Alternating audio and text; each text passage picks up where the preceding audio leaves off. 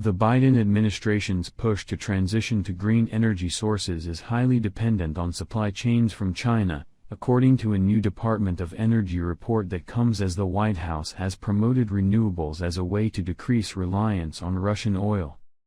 China controls 97% of the world's production of silicon wafers used in solar panels, roughly 80% of rare earth production and refining used in wind turbines, and 61% of global lithium refining key for battery storage and electric vehicles, according to the DOE report, which studied the supply chains for major alternative energy sources to determine how the administration can promote more domestic production. The report comes as President Joe Biden is preparing to call on Congress to deliver on a legislative agenda for clean energy and climate action during his State of the Union address on Tuesday, according to the White House.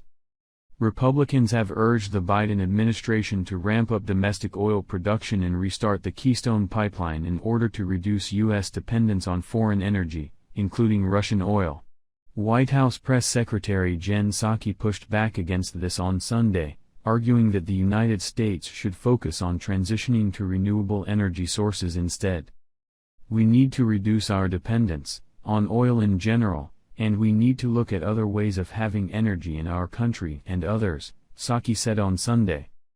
The Biden administration said it is aiming to fully delink the U.S. electricity industry from carbon energy sources by 2035, forecasting in September that at least 40% of the sector will shift to solar power.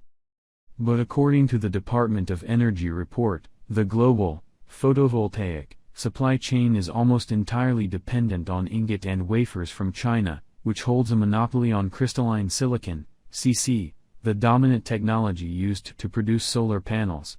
The report said alternative technologies are unlikely to overtake CC within the next decade.